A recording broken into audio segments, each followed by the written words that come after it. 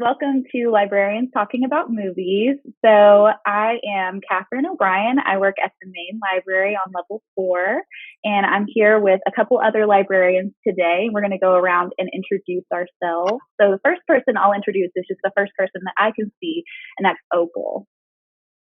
Hi, I'm Opal Mitchell, and I work at the Jacksonville branch that's called Nixon Library, and I'm the adult programmer and the assistant manager there.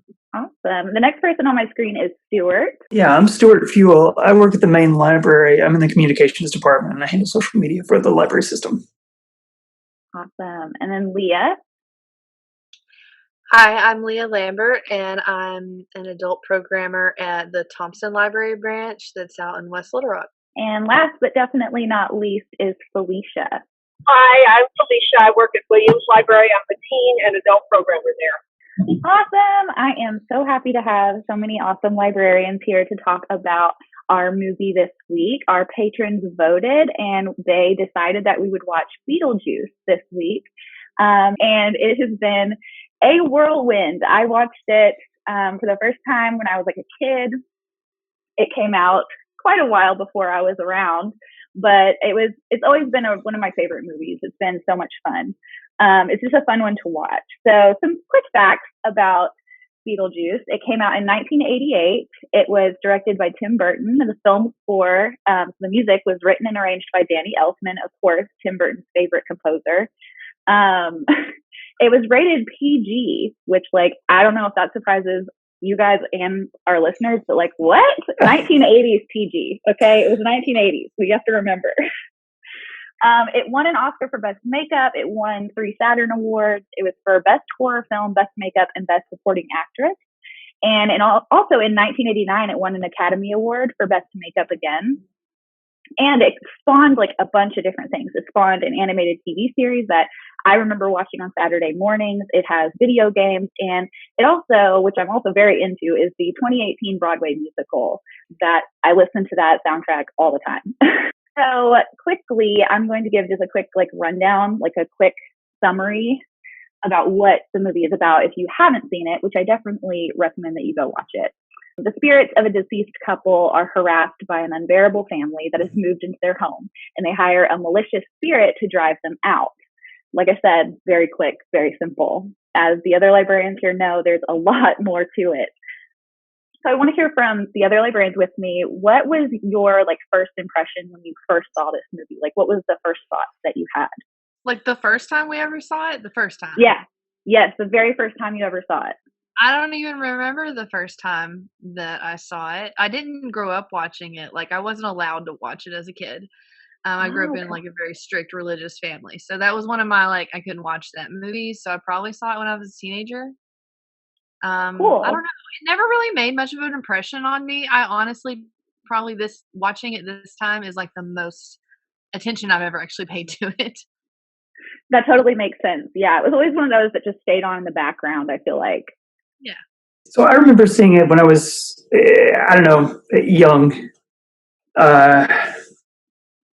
And my first impression was that I didn't know this at the time that they had the same director, but I thought there was something about the mood and the lighting and the use of angles. It just looked like Pee-wee's Big Adventure. Yeah, I definitely see the connection there. I didn't even know that they were the same director until today when I was looking that up. Because I was thinking I remember thinking it has a lot in common with, Pee-wee's Big Adventure. And of course now I know there's all this, this Church of the Subgenius influence and everything. But back then I just thought similar aesthetics, it kind of looks and feels the same. Totally the same director. I dig the, it's kind of absurd, but also sinister. I was into that as a youngin'. Yeah, I think that Pee-wee's Big Adventure was Tim Burton's first film. Am I right thinking that? I think our most expert person here on Tim Burton would be maybe Opal, probably. Yes. Yeah, it was his first one that he directed. Yeah, but I kind of remember it. I was a teenager when it came out in '88 because I graduated in '90. But I remember enjoying it and thought it was a lot of fun, and that kind of introduced me to him as far as, I don't know, with my family, we always knew more about the movies when we went and saw them. Like, we wanted to know who the directors were, who were the actors, and so forth. And so we like to follow whatever they would do a lot of times. So my whole family, I think, they really enjoyed it too. But it wasn't necessarily my favorite Tim Burton film, though, of course. But I did enjoy it, though, and got introduced to a lot of great actors and stuff in it too, though. Absolutely. I have to ask, Opal, what is your favorite Tim Burton movie? Since I know you are such a fan. Well, Nightmare Before Christmas, I mean, it's one of those that I really enjoy because I think a lot has to do with the music in the movie, too. I'm a huge Danny Elfman fan, too, because I didn't realize he was the singer of Oingo Boingo whenever I found out who he was. And I was like, oh, my gosh, Oingo Boingo, he was a singer? Oh, that's just crazy because I didn't really listen to the band, so I didn't know that. And I went out and bought his solo album that came out sometime after that was just called Boingo. That's so funny. He did that, but that was interesting. But yeah, I've always leaned towards that one, but I can't say it's necessarily my favorite because I really like Edward Scissorhands, and most of y'all probably are not familiar with Ed Wood. Have any of y'all seen that one? I haven't. I'm gonna have to now. That one's, yeah, I've seen all of his. I think I've seen all of Tim Burton's movies. Yeah, there's just he's done so many good ones. But those will be some of my top ones. And Sleepy Hollow, I mean, come on, that one's great. Sleepy Hollow. Yeah, and Batman. I mean, I really enjoy that version of Batman too. So, I really don't have a favorite per se, but I do like Nightmare Before Christmas because of, I think, maybe more than just the music, but the characters are so fun too and interesting, and absolutely. Christmas theme. And and Halloween. I'm a huge Halloween fan, so that probably has something to do with it too. Awesome. Felicia, when do you remember seeing your first time seeing Beetlejuice? Do you remember? I think I was in college. I graduated from college in '88. So I think we went, when it came out, to Dollar Night, because it didn't matter whether the movie was new or not. We got to go on Dollar Night, and I'm pretty sure I went and saw it with some friends from college in the theater. And that's special because I don't see many movies in the theater now. Yeah, that is really cool. I wish I could have seen it in theaters, definitely. And I also miss the Dollar Theater so much. There was one in North Little Rock that I used to go to all the time, and I loved it so much. So my next question for you guys is, like, what category, as I was reading up on Beetlejuice and just like knowing about it myself, it's hard to put it into a category. So what category would you put this movie in? Would you put it in comedy or in horror? I don't think when it came out there was a category called comedy horror. There is one now, and that's probably where I would put it now. I feel like nowadays it would definitely be more in comedy. A lot of the articles I was reading were basically talking about how, like, the horror side of it was really kitschy, which, like, I also totally agree. Like, it had like a Halloween store feel to it, which kind of made it all the more better. Yeah, definitely. Okay, cool. So the next question that I have for you guys is, if you had to boil down the character Beetlejuice into one word, what would you kind of boil him down to? If you had to, like, describe him to someone in one word. Gross. Barbara called him a pervert, but I think he's more than that. Barbara, in the movie, she called him a pervert. That's true. That's true. Well, he tries to, like, lift up her dress, right? At some point, like, So I mean, but okay. So I'm going to say gross because yes, sexual harassment and perviness, but also, like, he eats bugs, and, like, most of his humor is about, like, just being gross.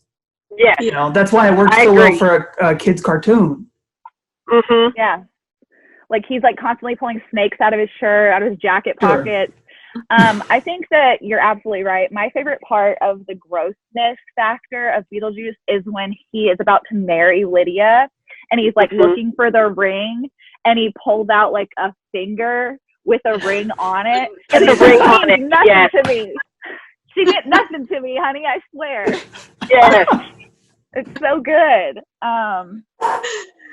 Cool. Yeah. So I think we can all agree on gross and pervy, right? Yes.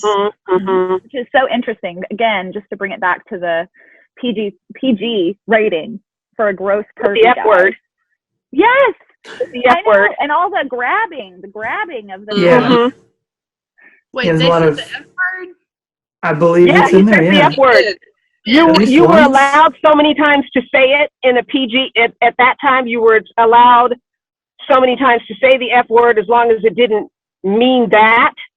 You know, Right. if it was used as a modifier, you could say it. So When did he say it? When that- nice Free- effing model. Yeah, and Yes. that was an ad lib even from him. It wasn't even written They in the left script. it in. that's funny.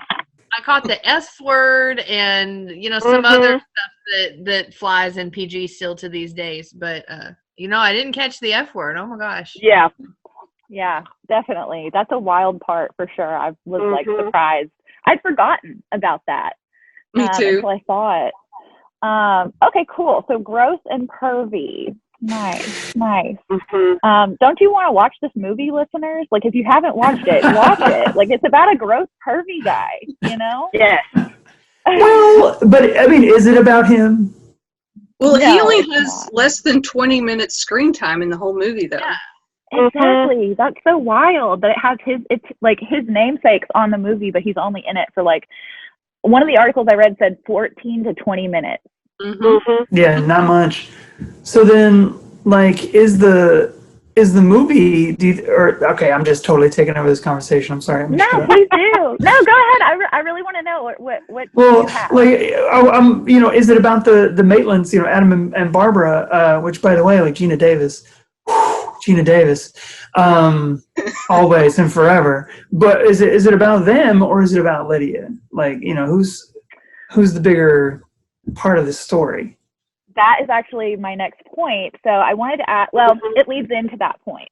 As I was watching, I watched over the weekend. I hadn't watched it in a long time, and I found myself thinking, oh my God, if not Lydia, if Deet's the mom, I can't remember her name, and if Barbara became one person, that would be me. Like, I want to be those two people if they were one person. Because I'm like kind of a crazy art person, but I'm also like nice and like cute and sometimes. compassionate. So like, yeah. And so I was like, oh my God, I'm the Deets lady and Barbara if they were one person. So I was curious, who do you guys relate to the most? Like, as personality wise, like who do you feel like you would encompass you in the movie if you had to relate to somebody? Probably that lady. The realtor? The receptionist. I got it. Oh, she's awesome. That she is Juno? awesome. That's like who that. I feel like on a daily basis. That's nice. I like that. Yeah, she in the musical, she's really great. If you've not listened to the Broadway musical for Beetlejuice, she has a whole song. Like, they tell her whole backstory. It's amazing. Yeah, it's amazing. Now I have to. Yes. What about you, Opal?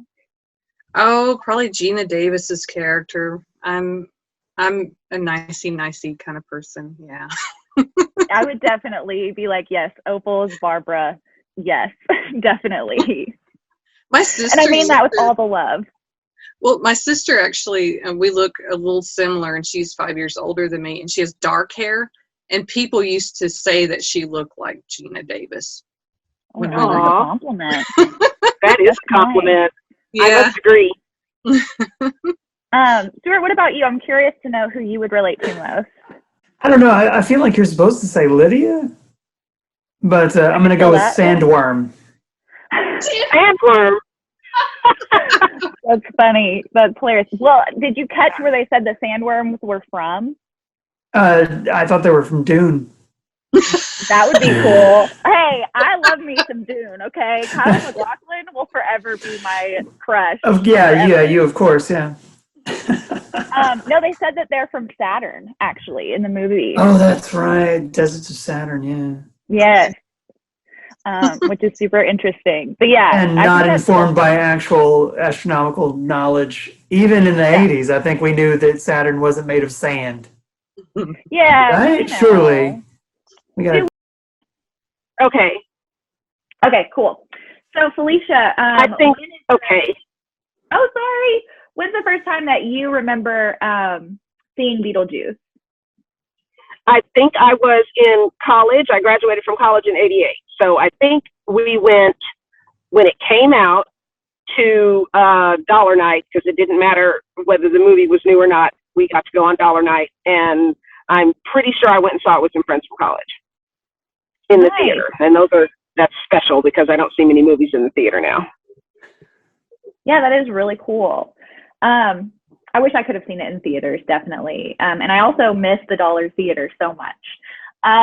There was one in North Little Rock that I used to go to all the time, and I loved it so much. So my next question for you guys is, like, what category, as I was reading up on Beetlejuice and just like knowing about it myself, it's hard to put it into a category. So what category would you put this movie in? Would you put it in comedy or in horror?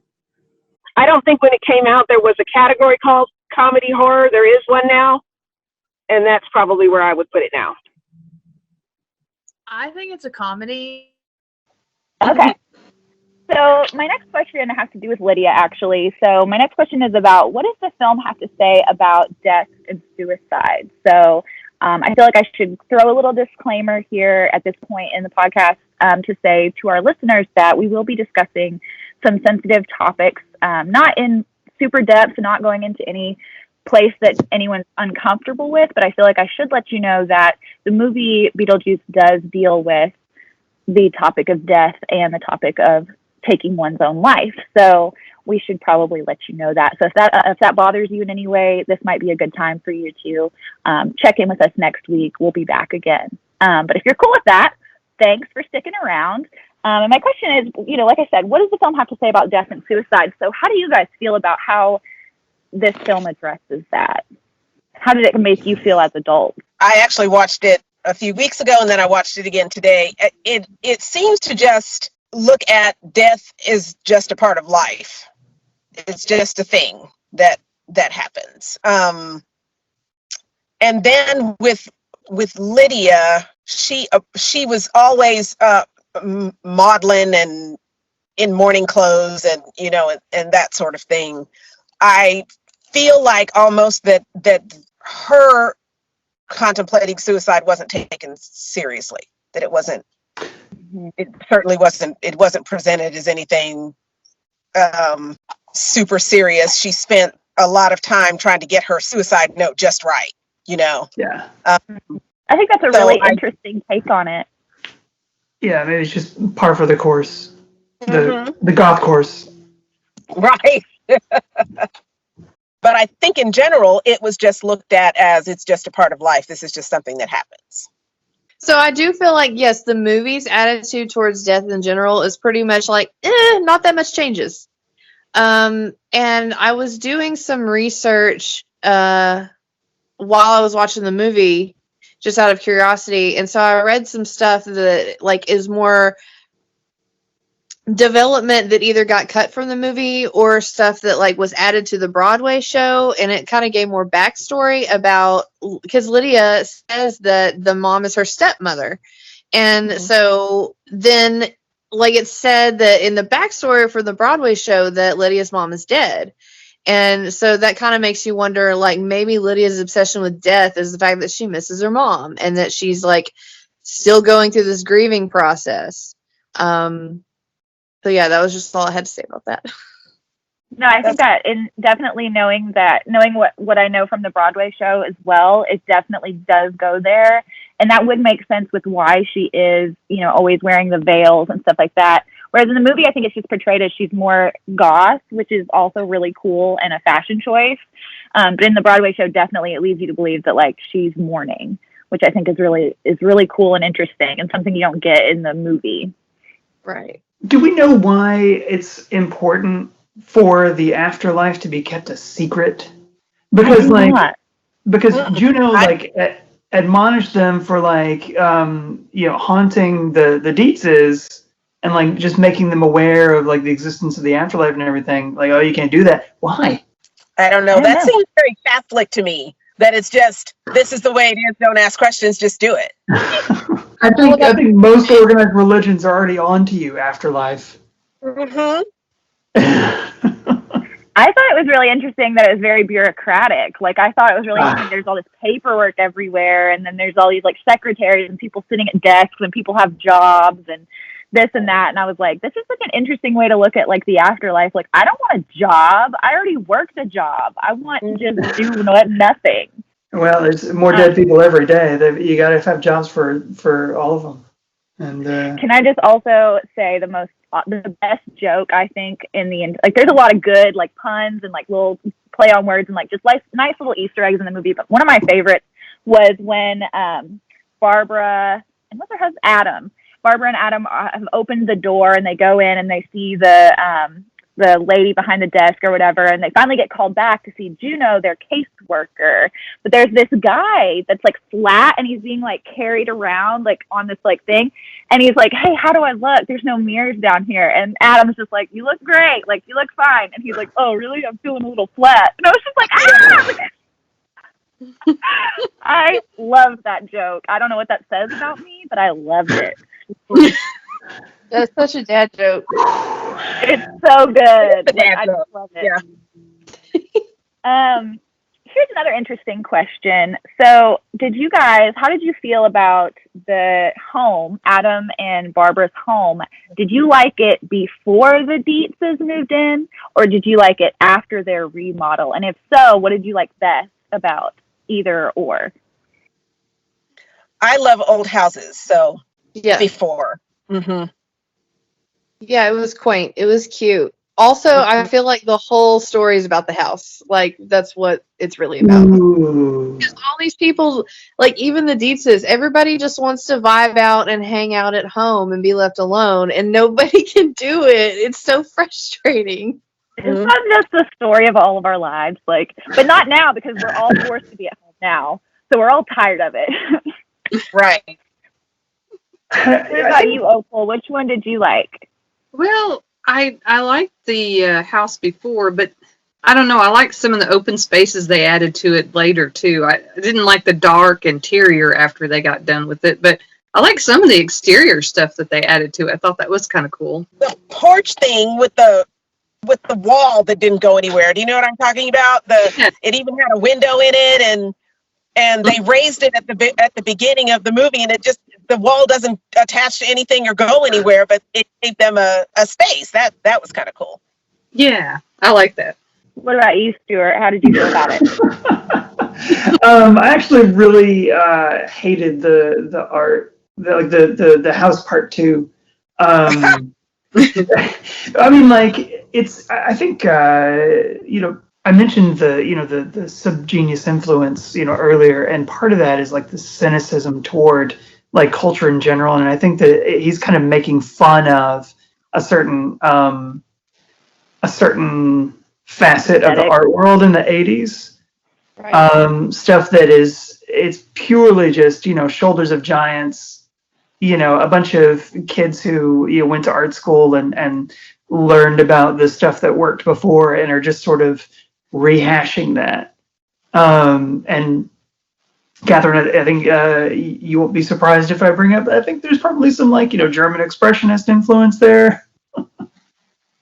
Yeah, with, all the exaggerated angles and the weird shaped doorways and stuff sometimes. But I didn't care for the wall that didn't actually attach to anything, and it was just, I don't know. It felt like they were trying too hard. That seemed to be her whole thing, that she's trying too hard. Maybe, right. Yeah. But I mean, I know, Stuart, most of y'all probably know what I'm talking about, the Memphis style, that art style. You know what I'm talking about? I think I know what you're talking about. I feel like he used that a lot in his movies, because he used it in Pee-wee's Big Adventure, and it kind of comes up in this movie a little bit.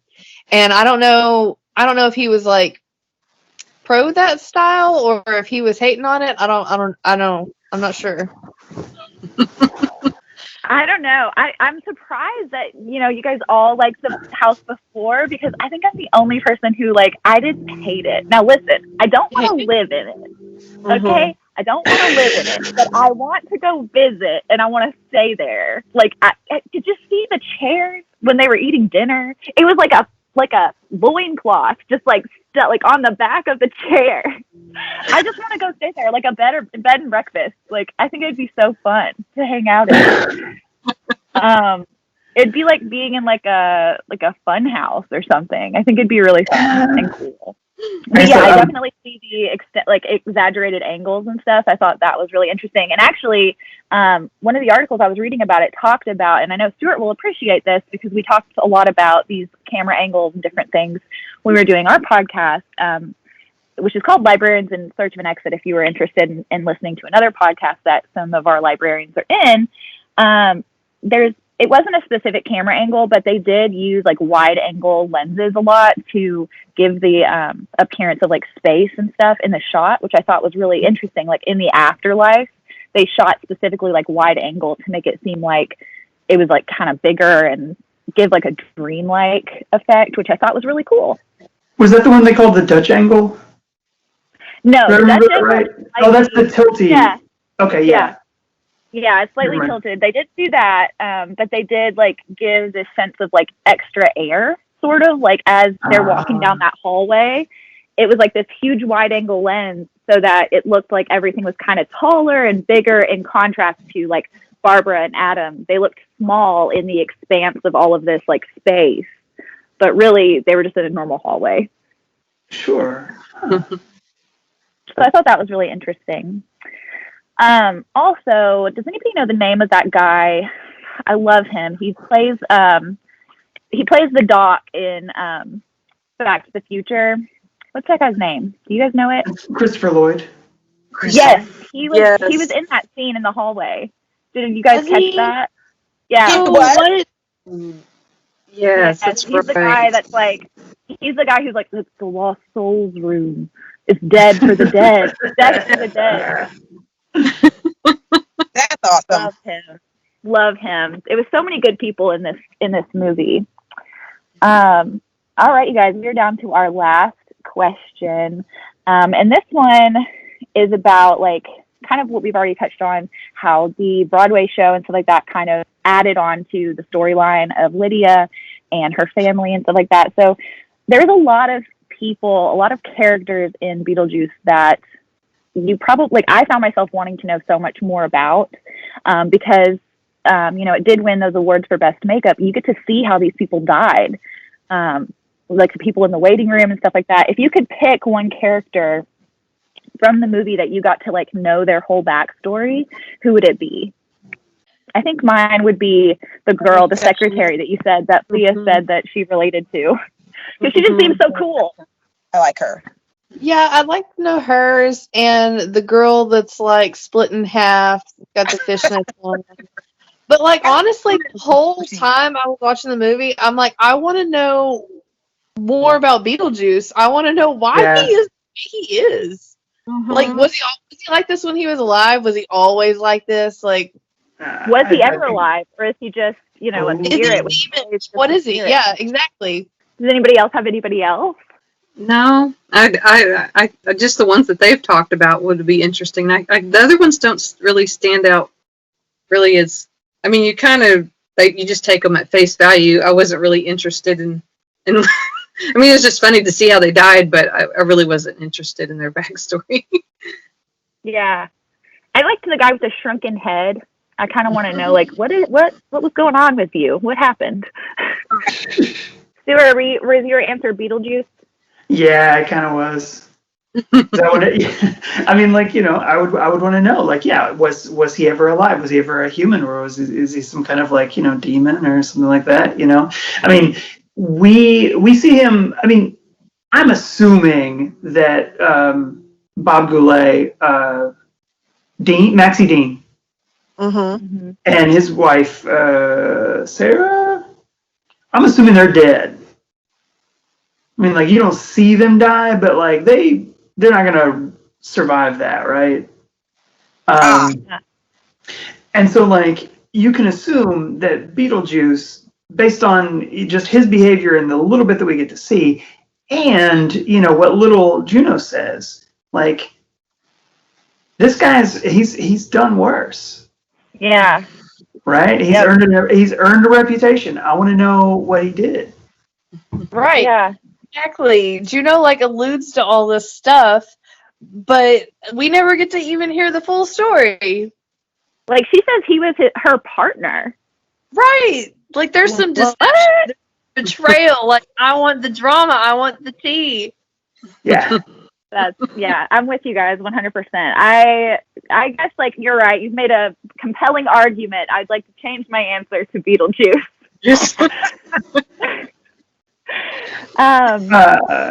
But yeah, it was a great movie. I really, really enjoyed it. Does anybody have anything else they would like to throw in there, or any other topic that just really stuck out to them about the movie that you want to add? Great soundtrack. Yes, it had a really good soundtrack. Mm-hmm. Danny Elfman is indeed very talented. And the few songs that they picked, all of them were great. Mm-hmm. Oh, who's the guy? Oh my goodness, I really, really want to remember. He sings the Deo song. Mm-hmm. Oh, and I saw that too when I was looking up information on the movie. Harry Belafonte. Yeah, that's it. Belafonte, man, he put those songs of his in there. Really made the whole movie. I felt like it was. I don't think the movie would be the same without the Deo song, the Deo scene. I have a theory I just want to throw out there. I have absolutely no evidence to base it on, but I want to say I really think that dog, the sister who wanted to sell the house, she put that dog in the road. She's not my favorite person. I definitely felt real bad. And then her daughter had to dress just like her. So, that's a bummer.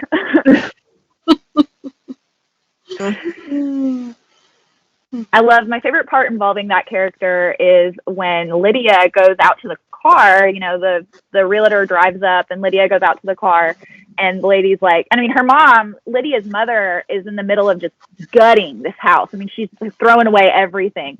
And the lady's like, here's my card. And you might let your parents know that I single-handedly decorated that house. And they're just tearing it apart. My favorite part was right after that, whenever Lydia starts to turn away and the mom kind of she just gives her this side eye. She totally is judging her whole goth look and everything. She wants to give Lydia a makeover. Yep. And she rolls up. If you notice in that same part, she rolls up her daughter's window in the back. Don't talk to my daughter. Don't corrupt her. I thought that was so funny. It was a good one. And the music was amazing. And I'm really glad that we remembered. I'm glad that I remembered to mention Belafonte because he definitely deserves a mention because I feel like that just makes the movie it just really wouldn't be the same. They had no idea though that scene was going to go over like it did though. I found that interesting. Yeah, they were wondering if it was people were really going to laugh or if it was just going to be horrible. How take it. And they were so excited that people loved it, but they had no idea it was going to be iconic. To the movie. Oh my gosh. All right, you guys. Well, thank you so, so much to my wonderful librarian colleagues that were so kind to come and be a part of my podcast. And thank you so much to our listeners for voting. We loved watching this movie. It was such a blast from the past, and we enjoyed it very much. Check back with us again next week where we will have a new panel and a new movie. Have a great rest of your week, you guys. See you later.